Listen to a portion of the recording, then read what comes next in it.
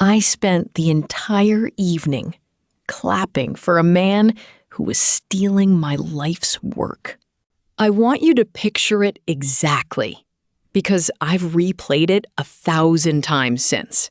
A hotel ballroom with chandeliers the size of small cars. 300 people in tuxedos and gowns, a stage, a spotlight, a heavy glass trophy catching the light. And me, in the 4th row, in a rented navy dress, clapping so hard, my palms stung. Smiling so wide, my face ached. For a man who had just walked up to accept an award for 8 months of work that I had done alone, at my kitchen table, at 2 in the morning, while he was at his lake house. I hadn't learned yet what I know now, that the quietest person in the room is very often the one holding the match. My name is Maren Cole. That night, I was 33 years old, and I had spent 4 years being invisible. Let me tell you what invisible means, because I don't think people who've never lived it understand. It doesn't mean nobody sees you. It means people see the work, but never the worker. At Halstead & Rowe, a consulting firm downtown, the kind with a marble lobby and free espresso and a wall of framed magazine covers, I was the analyst. Not an analyst, the analyst. The one they gave the impossible spreadsheets to. The one who found the error nobody else could find. Who stayed until the model actually worked. Who answered emails at hours that don't have names. And somehow, every time the work walked into a boardroom, it walked in wearing my manager's face. His name was Bryce Aldenberg. And Bryce had a gift. Not for analysis. Bryce couldn't build a forecasting model if you spotted him every formula. Bryce's gift was for standing in front of a room and saying someone else's idea in a voice so confident that everyone assumed it had been born in his mouth. He was tall. He had good teeth. He laughed at partners' jokes at exactly the right volume. And he had figured out, very early, that the fastest way up is to stand on the shoulders of someone who's too busy working to notice they're being climbed. That someone was me. The project that changed everything was the Dashwood account. Dashwood Logistics was a client on the edge of a cliff. Their forecasting was broken, their board was panicking, and the contract was worth more to Halstead & Rowe than I made in a decade. Bryce was the engagement lead, which meant his name was on the top of the document. But the week the real work started, Bryce's calendar filled with offsites and strategic sinks, and one memorable 11-day stretch at his lake house for what he called deep thinking. So I built it, all of it. I rebuilt Dashwood's entire forecasting model from the foundation up. I found the flaw that had been quietly bleeding them for 3 years. A compounding error buried so deep that 4 people before me had walked right past it. I worked directly with their operations director, a sharp, exhausted woman named Priya Nair, who emailed me at 2 a.m. from a different time zone and got answers back within the hour because I was awake too. Because that's what it takes. For 6 months, Priya Nair and I basically saved her company together. She thanked me by name in a dozen emails. She once wrote, "Maren, I don't know what we'd have done without you." I still have that email. Hold that thought. I want you to understand what "I built it" actually means, because people throw that phrase around and it loses its weight.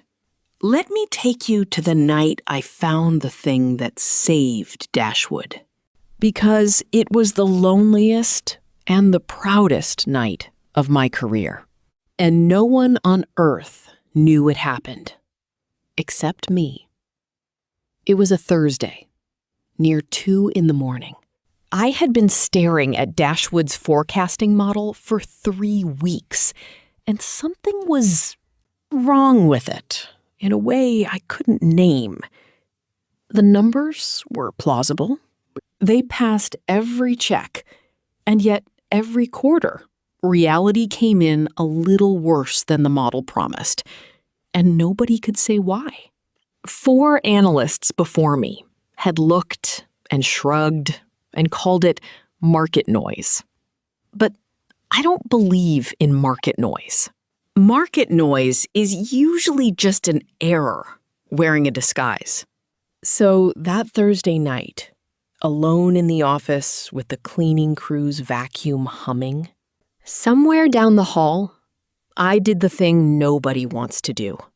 I went to the very bottom of the model, to the foundational assumptions everyone inherits and no one rechecks, and I rebuilt it upward, line by line, from scratch. And around 2:15 in the morning, I found it. A compounding error, buried 3 layers deep, where a rate was being applied twice, in a way so subtle it had survived years of smart people glancing at it. It was quietly bleeding Dashwood of millions a year and telling them everything was fine. I remember sitting there, alone, in the dark office, with the vacuum humming, and feeling my heart pound, because I knew, in that moment, that I had just found the thing that would save an entire company and hundreds of jobs. There was no one to tell. There was no applause. There was just me and a screen, and a truth that hadn't existed in anyone's mind 5 minutes before, and now would never not exist. That is what "I built it" means. It means the loneliest 2 a.m. of your life, and a truth that came out of your own head, and a company that lives because you refuse to call an error noise. I fixed it.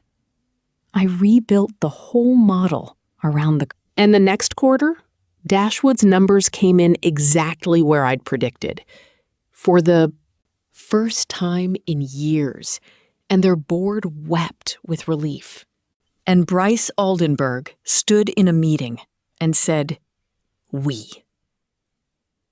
And when it was done, when Dashwood's numbers came back green and their board sent a letter of praise, Bryce walked into the partners meeting, put my slides on the screen, and said the word "we." Here's what we did. Here's how we thought about it. Here's the approach we developed. We. I was in that meeting.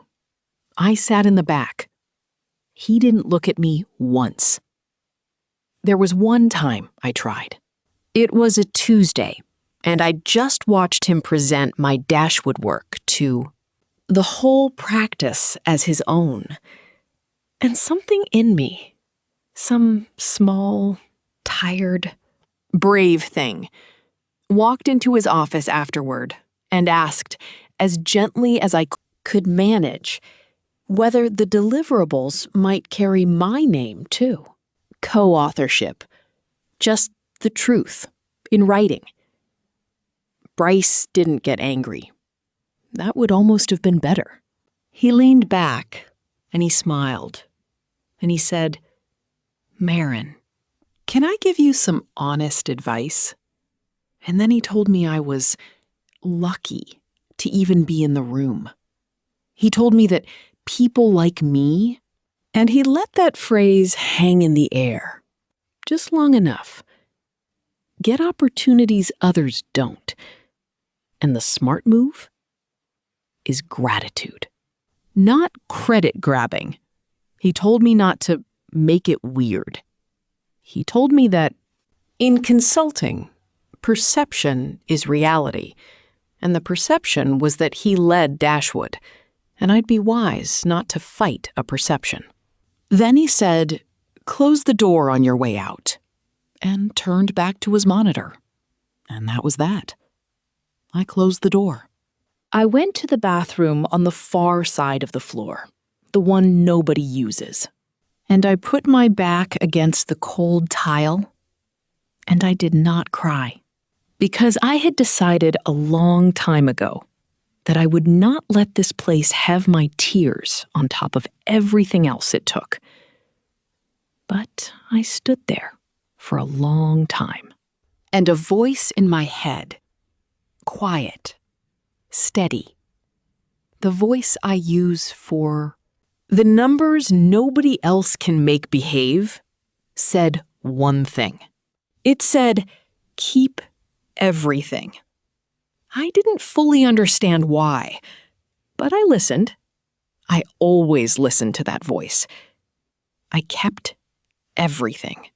I wasn't the only invisible one at that firm, and I think you should meet the others, because they're part of why the ending matters to me the way it does. There was Tomas in data engineering, a quiet man in his 40s with 3 kids and a commute that ate 2 hours of his life every day. Thomas built the pipelines that fed half the models in the building, and I never once heard a partner say his name. And there was Renu in the research pool, younger than me, sharp as broken glass, who found numbers other people swore didn't exist and got told she was so helpful in the specific tone people use for someone they've decided is furniture. The 3 of us used to eat lunch together in the bad break room. On the 12th floor, the one with the broken vending machine. Because it was the one place in that building where nobody performed. We were the people who did the work. We knew each other the way soldiers in the same unlucky platoon know each other. One afternoon, Tomas said something I've never forgotten. He said, "You know what the trick is, Marin? They need us to believe that the applause is the work. It isn't. The work is the work. The applause is just weather." He was trying to comfort me, I think, because he'd seen Bryce do to me what a dozen Bryces had done to him over the years. But there was a sadness in it, too. The sadness of a good man who had made his peace with never being seen. And I remember thinking, I don't want to make that peace. I don't want to get comfortable being invisible. I should tell you, too, that the gala wasn't the first time Bryce erased me. It was just the biggest. There was a smaller meeting, months earlier, that I think about a lot. I'd found a second issue in the Dashwood work, a smaller one, and I'd written it up carefully. And I made the mistake of emailing it to Bryce before a leadership review instead of bringing it up myself. In the review, Bryce presented my finding word for word from my own document.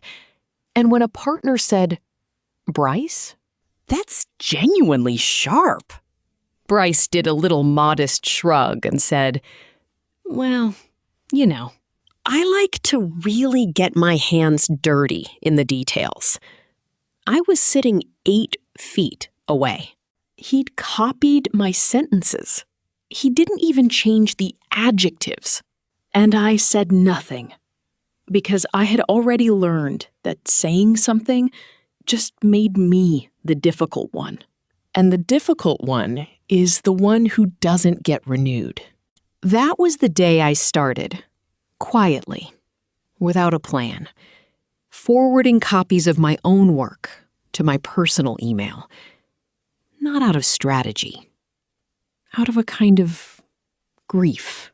I wanted at least one place in the world where the truth of who did what was written down, even if that place was only a folder no one would ever read. I told myself it was pointless. It was the least pointless thing I ever did. Now, the gala.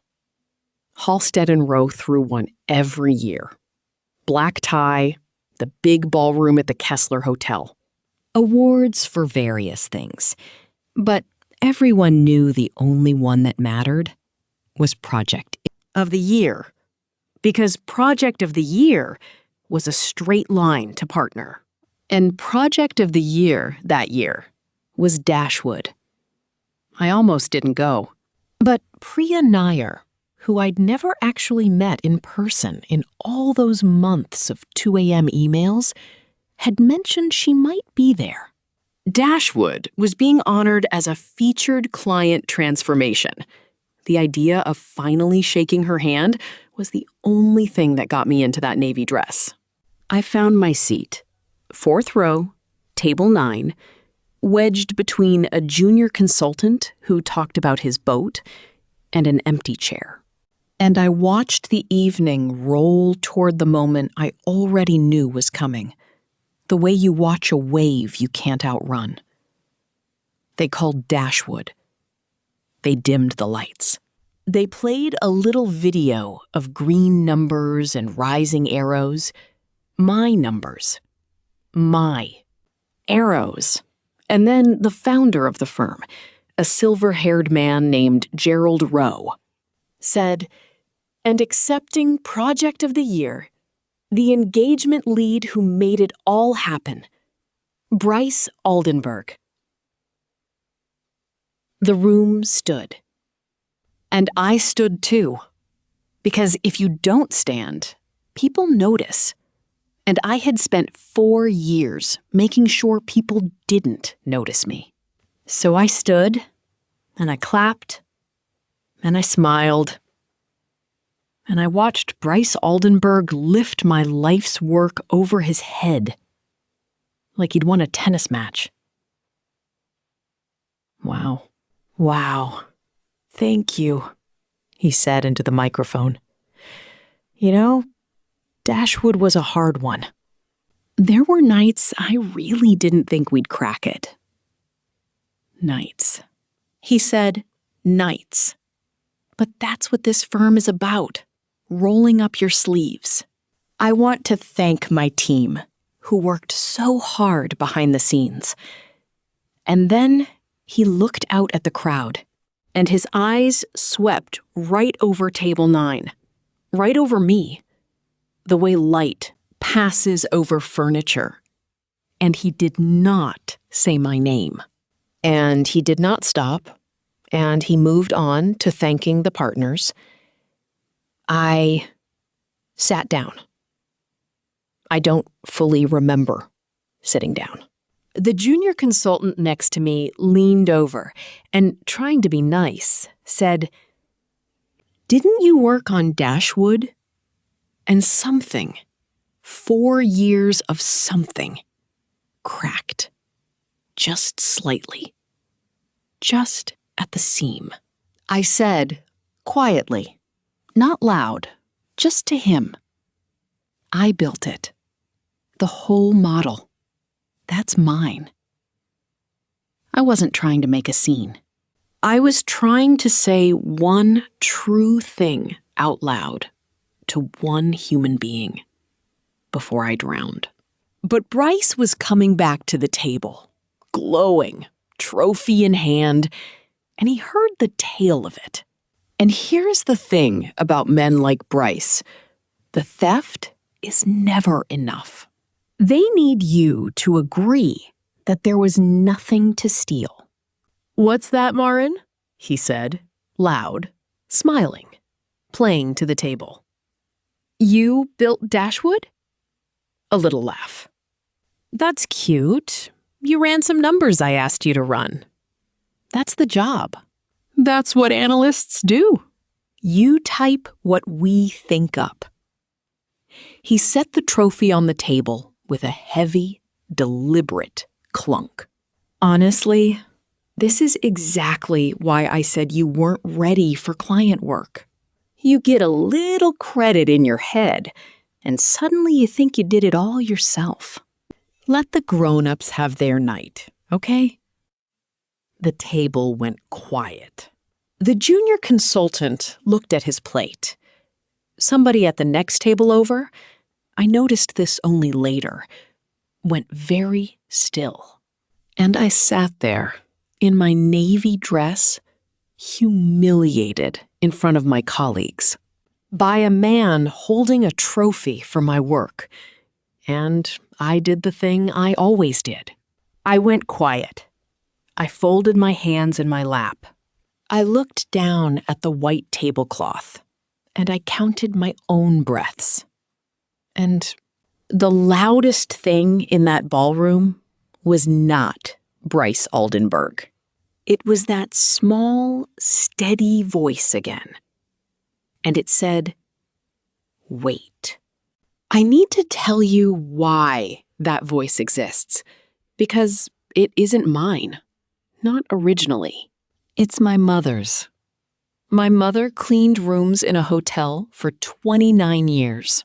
She was the fastest, most thorough housekeeper on her floor, and she trained half the women who later got promoted over her. And she never once got the supervisor job she deserved, because the supervisor job kept going to people who were louder, or younger, or better at being seen by the men who handed out the jobs. I watched her come home from my entire childhood, having done the real work, and watched someone else get the credit and the raise. And I watched her not become bitter, which I still don't fully understand. And I watched her keep in a shoebox every letter of thanks a guest ever left her, because those, she said, were the truth. And the truth was hers, even when the title wasn't. "Keep the true things, Marin," she told me once, folding towels at our kitchen table. "The world will try to tell you a different story about your own life. Keep the proof of what really happened, not to fight with, just so you never start believing the lie yourself." So when I sat at that gala table, humiliated, with Bryce's trophy clunking down beside me, and every instinct screaming at me to gather my little rented purse and flee into the cold before I cried in front of everyone, the thing that kept me in that chair was a woman folding towels 25 years ago. "Wait," her voice said, through mine. "You kept the true things. You don't know why yet. Wait." I almost didn't listen. I want to be honest about that. I had my hand on my purse. I had picked a path to the exit. Being seen felt more dangerous in that moment than being erased, because at least erasure was familiar. And I had made a whole quiet life out of surviving it. Standing up and being counted, that was the terrifying thing. It always is for people like us. We're so much better at disappearing than at being seen. I put my purse back down. I folded my hands. I waited. It was the single best decision of my professional life, and it took everything I had. I want to tell you about the woman at the next table, because she is the hinge on which this whole night turned. And at the time, I didn't know her name. She was maybe 50, in a deep green dress, sitting with 3 younger people who all had the specific posture of people who take notes for a living. She hadn't clapped much during Bryce's speech. And when he humiliated me, I caught her turning her head, slowly, to look at me, not with pity, which I couldn't have stood, but with a kind of sharp, assessing interest, like someone who has just spotted the one true thing in a room full of performances. She wrote something down. I didn't think anything of it. I was too busy trying to become invisible again, trying to make it to the coat check without anyone seeing my face. Then, Gerald Rowe went back to the stage, tapped the microphone, and said, "Before dessert, I have some news that most of you don't know yet." The room hushed. "As of this week," he said, "Halstead and Rowe has agreed to be acquired by Meridian Partners." A gasp, then a wave of murmuring. Meridian was 3 times our size. This was enormous. Careers would rise and fall on this. Bryce, beside me, actually sat up straighter, already calculating what a merger meant for a man who just won Project of the Year. "And I'd like to introduce someone," Rowe went on. "The lead on Meridian's diligence team, who's going to say a few words about what they found when they looked under the hood of this firm. Please welcome Dana Okoro." The woman in the green dress stood up. Dana Okoro walked to the stage without notes, which is its own kind of confidence. And she smiled at the room, and she said, "When you buy a company, you don't buy the awards on the wall. You buy the work." So my team spent the last 6 weeks reading the actual work, not the slides. The work underneath the slides. I felt my heartbeat somewhere up near my ears. "And I want to tell you about one project in particular," Dana said, "because honestly, it's part of why we did this deal. The Dashwood transformation." Bryce, next to me, made a small, pleased sound and adjusted his jacket. "It's a genuinely excellent piece of work," Dana continued. "So, of course, in diligence, we wanted to understand exactly how it was built. Who made which decisions? Where the intellectual property actually lives. Because that's what we're buying. The people who can do it again." She let that sit. "So we pulled the version history. Every file, every revision, timestamped. We pulled the model's commit logs. We read the client correspondence, with the client's permission. We built a complete map of who authored what, down to the hour." The room was silent now. Not polite silence. The other kind. "And what we found," Dana said, "was that the entire Dashwood forecasting model, the core rebuild, the error discovery that saved them 3 years of losses. Every substantive deliverable was authored by a single person. Nights, weekends, over 8 months, hundreds of revisions, all from one account. And all of the client's questions for the entire engagement were answered by that same person, directly. Often after midnight." She looked down at a small card in her hand. The only note she used all night. "Her name," Dana Okoro said, "is Marin Cole. And if she's in the room, Meridian would very much like to meet her.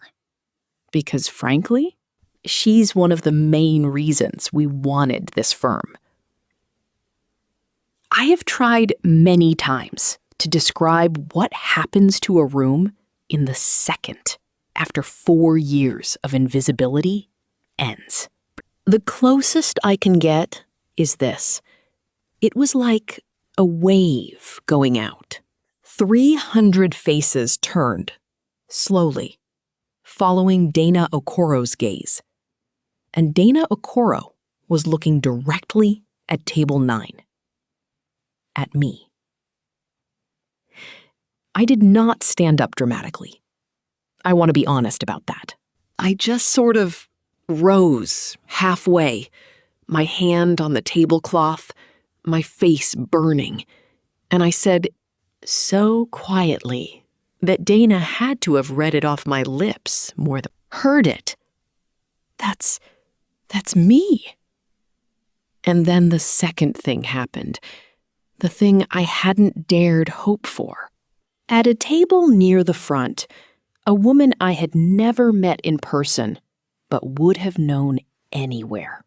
I'd spent 6 months learning the rhythm of her 2 a.m. emails. Stood up. Priya Nair, the operations director from Dashwood. She turned to face the room, and she said clearly, in a voice used to being obeyed, I can confirm that. I ran that engagement from the client side. I never once spoke to Mr. Aldenberg. She paused. I worked with Marin Cole, only Marin, for 8 months. She saved my company. I looked at Bryce. I will remember his face for the rest of my life, because it was the face of a man watching a floor that he'd been standing on for years simply cease to exist beneath him. The trophy was still sitting on our table, catching the chandelier light, and it had become, in the space of 90 seconds, the single most humiliating object in the building, a glass label reading liar that he had asked them to engrave with his own name. That's not, he started, half standing. I mean, I obviously oversaw. We have the version history, Mr. Aldenberg, Dana Okoro said, not unkindly, from the stage. It's quite detailed. We can discuss it Monday. 2 of the partners were already looking at Bryce the way you look at a stain you're deciding whether to explain to a guest. Gerald Rowe's face had gone the specific gray of a man realizing what exactly he had just handed a trophy to in front of 300 people and his acquirers. Because here is the thing about a version history, and it's the thing Bryce had never once had to reckon with in a career built on charm. It cannot be charmed. Every file I had ever touched carried a signature. Who opened it, who changed it, at what hour, from what account. 6 months of my 2 a.m. logins. Hundreds of revisions. Every single one stamped with my name. And not one, not a single one, with his. Priya's emails, all addressed to me. The client meeting notes, in my handwriting, scanned and dated. Dana Okoro's team hadn't found an opinion. They'd found a fossil record. And a fossil record doesn't care how good your teeth are or how confidently you say the word we.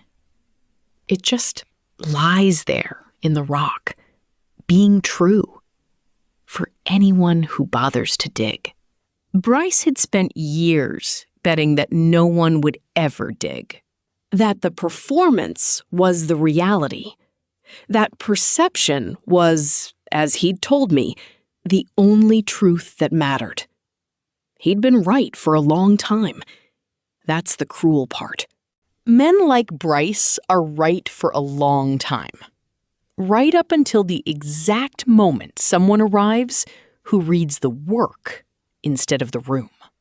And then they're not just wrong. They're finished. All at once. With an audience. Bryce Aldenberg left before dessert. He was not technically escorted out, but two men in good suits walked him to the doors, and the doors closed behind him, and he did not come back. On Monday, I learned, there wasn't much of a conversation to have. Version history doesn't get flustered. It doesn't have good teeth. It just tells the truth, over and over, in exactly the same voice, no matter how loudly you talk over it. Here is the part I'm proudest of, and it's not the part you might expect.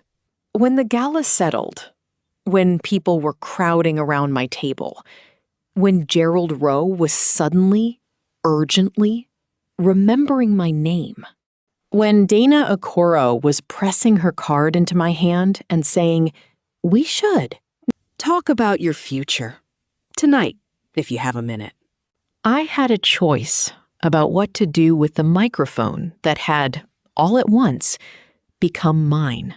I could have burned Bryce down. Believe me, I had the tinder. 4 years of it. I could have stood up and listed every meeting he skipped, every idea he stole, every "people like you" he'd ever said to me. And the room would have devoured it. And it would have felt, for about a minute, incredible. Instead, I stood up and I asked Gerald Rowe if I could say one thing. He handed me the microphone like it might bite him. And I said, "Thank you.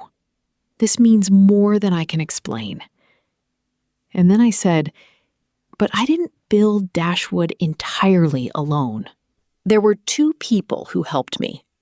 Tomas in data engineering, who never once got his name on anything, and Renu in the research pool, who found half the numbers this model runs on. They stayed late too. They're invisible too. I'd like their names in the record, next to mine. Because I finally understood something, standing up there. The thing that had happened to me was not really about Bryce. Bryce was just the loudest example. The thing that had happened to me was a machine, a whole culture that let the person who performs the work eat the person who does it. And the way you break a machine like that is not by feeding it a new villain. It's by dragging the invisible people into the light, on purpose, out loud, and refusing to pull the ladder up behind you. Tomas and Renu got their names in the record that night. I made sure. It's the first thing I ever did with power, and I'd do it again 100 times. You should have seen this quiet man who had told me the applause was just weather, standing in a ballroom as 300 people finally learned what he'd built. 2 hours from his kids, 20 years too late, and yet somehow exactly on time. He didn't say anything. He just found me afterward in the crowd, and he squeezed my hand once, hard, and his eyes were wet. And he said, "You didn't have to do that." And I said, "Yes, I did, Tomas. That's the whole point. Somebody always has to." Renu hugged me so hard, she knocked the breath out of me. Neither of them had ever been named from a stage before. Most people who deserve it never are. I decided that night that I was going to spend whatever power I ever got making sure the right people got named, out loud, while they were still in the room to hear it. I run the analytics division now. Meridian created it in the merger, and Dana Okoro handed it to me. And the first thing I did was write a rule into how we credit work. that every deliverable carries the name of every person who actually built it. Time-stamped. Non-negotiable. No we, no my team, no light passing over furniture. I called it, privately, the Dashwood Rule. Nobody but me knows why. And I'll tell you, it changed the whole feel of the place, faster than I expected. It turns out that when people know their names will be on their work, really on it, in the record, where it counts, two things happen. The quiet, brilliant ones stop leaving because they finally have proof of what they've done. And the Bryces, the ones whose whole career was built on standing in front of other people's work, get very uncomfortable and drift away to firms that still let them perform. Within a year, my division had quietly become the best in the company, not because I'm some genius manager, but because I stopped the single most common way good work dies in an office. I made it impossible to steal. That's all leadership ever was, I think. Not vision, not charisma, just making sure the person who did the thing is the person who gets known for the thing. It's such a small rule. It's astonishing how few places actually follow it. People ask me sometimes what my proudest achievement is, expecting me to name a model or a merger or a number. It isn't any of those. It's that somewhere in my division, right now, at some late hour, there's a quiet person doing brilliant work. And unlike me, they will not have to wait for a stranger at a gala to say their name. Somebody will say it Monday morning, because I built a place where that's just how it's done. Priya Nair and I finally had that coffee, in person, 3 weeks later. We'd saved a company together across 6 months and 8,000 miles, and never once been in the same room. She hugged me like she'd known me for years, because in every way that matters, she had. And she told me something over that coffee that I've never forgotten. I asked her why she'd stood up at the gala, why she, a client, an important woman with nothing to gain, had risen in front of 300 strangers to say my name. And she stirred her coffee for a moment, and she said, "Because someone did it for me once, a long time ago. When I was young and invisible, and a man was taking credit for my work, an older woman in that company stood up in a meeting and said, 'That was Priya's idea, actually.' And it changed the entire direction of my life. I promised myself that if I ever had the standing to do that for someone else, I wouldn't hesitate for even a second." She looked at me. "You were my chance to keep a promise I made 20 years ago. So, thank you. You have no idea what a gift it is to finally get to be the woman who stands up." I've thought about that more than almost anything else from that whole night. Because it means the thing that saved me wasn't luck, and it wasn't even really the version history. It was a chain, a woman who stood up for Priya 20 years ago so that Priya could stand up for me, so that I could build a division where nobody has to wait for a gala to be seen. Kindness like that isn't a single act. It's a relay. Somebody hands you the baton in the dark, and the only thing they ask, without ever saying it, is that you run your leg and pass it on. I also learned later why Dana Okoro's team had dug so deep in the first place. It wasn't standard. Most diligence teams read the top layer and move on. But Dana, it turned out, had spent the early part of her own career as an analyst whose work got absorbed into her manager's name over and over until she left and clawed her way up somewhere that valued authorship. "I always read the commit logs," she told me once, "because I know exactly what a company looks like when it's quietly stealing from the people who make it work. I've been the person in those logs. I never walk past it anymore." Another link in the same chain. It turns out the whole world is quietly full of people who were once invisible, waiting for their turn to switch on a light for somebody else. And Bryce? I heard he landed somewhere else, some smaller firm, and I heard he still tells the Dashwood story at dinners. Still says, "We cracked it." Let him. That's the thing about people who live on perception. Perception is all they'll ever own. It's a rented apartment, perception.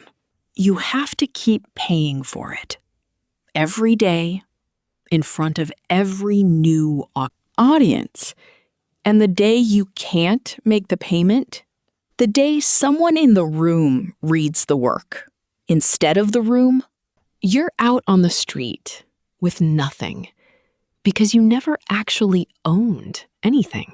The people who do the real work own something no one can evict them from. I didn't understand that when I was clapping at that gala. I understand it now. It's the most valuable thing I know. The work was never his. It couldn't be taken from me because it was never in his hands to begin with. It was in the version history. It was in Priya's 2 a.m. emails. It was in the small, steady voice that told me on the worst day to keep everything. I kept everything. I spent one whole evening clapping for a man who was stealing my life's work, smiling until my face hurt. Sure that this was simply how the world was arranged, and that quiet people like me were meant to live in the margins of louder people's applause. I was wrong about that. And if you were the quiet one, the one who does the real work while someone else does the talking, the one who's been told to be grateful you're even in the room, I need you to hear the one thing that whole night taught me. Keep your receipts. Do the real work. And understand that the loudest person in the room is not the most powerful one. The most powerful one is holding the match. I just decided, when it was finally my turn, to light a lamp instead of a fire.